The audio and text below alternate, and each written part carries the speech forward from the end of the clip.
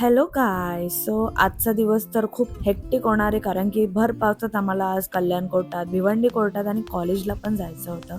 So आम्ही निघालो. भिजली बाबा नको बस मला. थंडी असते खरं मला रात्री झोप नाही लागत.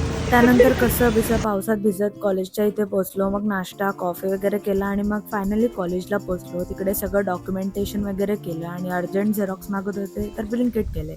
तर आमच्या साक्षीलाच ओपन करायचे होते ते.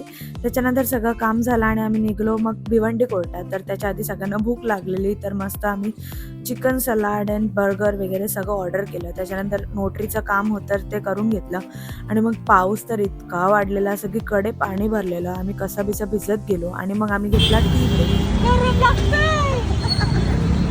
त्यानंतर गेलो आम्ही कल्याण कोर्टात आणि सिनियर ॲडव्होकेट्सची साईन वगैरे हवी होती. घरी जायला